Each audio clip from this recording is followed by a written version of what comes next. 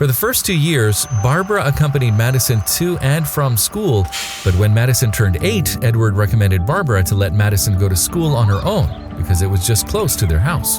Barbara was a stay-at-home mom who didn't mind driving Madison to school every day. Besides, she was concerned that Madison was still too young to be left alone. But when Edward insisted, she relented. She gave Madison a mobile phone and put a tiny journal in her backpack with their home address and vital contacts, so Madison could contact them if necessary. And that actually helped.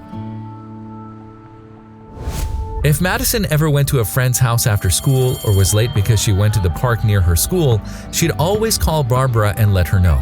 That gave Barbara an assurance that her daughter was safe. One day, Barbara was bored at home and decided to surprise Madison by picking her up from school. She had also planned to take her to her favorite ice cream parlor nearby after. Barbara got to Madison's school just in time, and as the dismissal bell rang, a stream of students spilled out of the front gate. Barbara spotted Madison's friends Alice and Catherine, but Madison was nowhere to be seen. She thought Madison probably got held up with something and chose to wait. However, when Madison didn't come out after a few minutes, Barbara decided to look for her inside. She went to her classroom to see if she was there. She noticed the classroom was empty, except for Madison's teacher, Mrs. Blake, who was sitting at her desk looking over some papers. "Mrs. Blake?" Barbara approached her, worried. "Did you see Madison? I was waiting for her at the gate, but she never came out."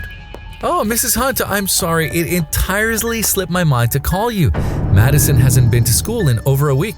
I was concerned that she was ill. She didn't show up today, and do you see these papers I'm carrying? We had a test and she missed it." "What?"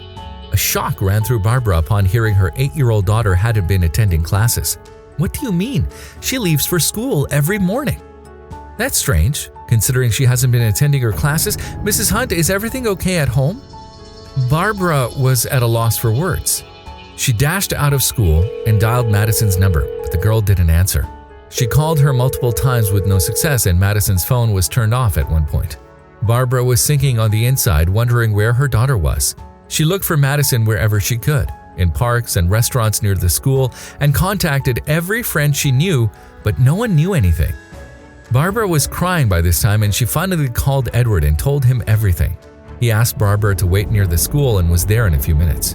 They searched all of the places between their house and the school, including parks, cafes, restaurants, and their neighbors' houses, but Madison was nowhere to be found. By the time Edward and Barbara were on their way home, it was already 8 p.m. They didn't notice when the day turned to night as they searched for Madison. Barbara was crying on the way back from school, and they had resolved to contact the cops as soon as they arrived home.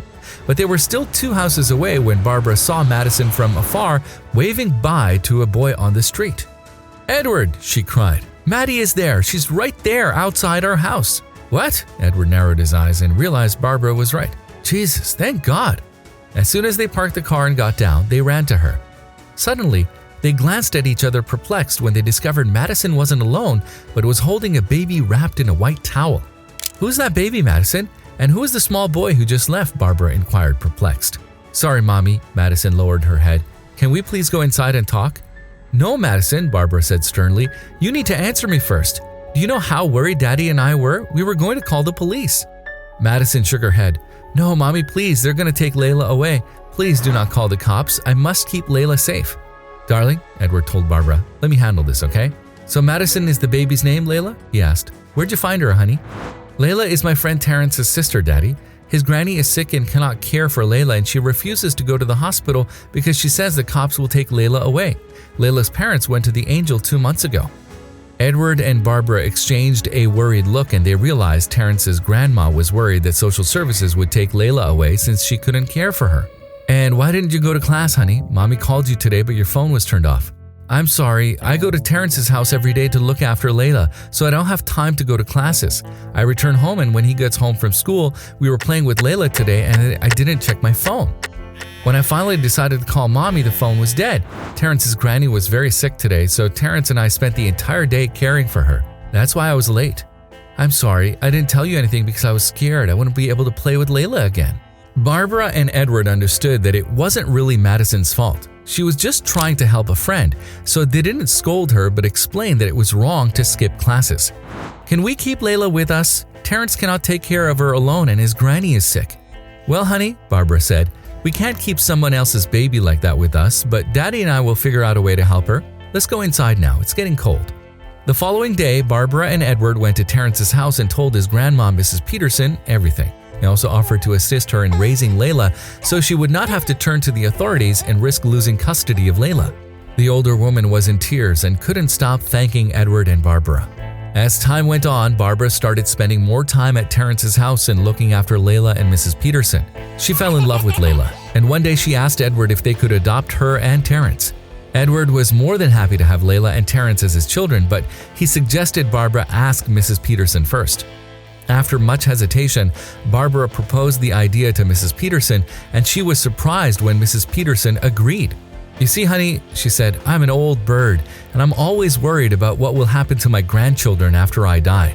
I'll be relieved and glad to know they're in good hands if you take them." "Oh, Mrs. Peterson, thank you so much," Barbara said. "We were also wondering if you wanted to move in with us. The kids, you see, would love to have their grandmother by their side. What do you think?" "Angel," she said, "you are a true angel, sweetheart. I'm sure that God sent you and your husband to help us. Oh my goodness, thank you so much. Thank you very much."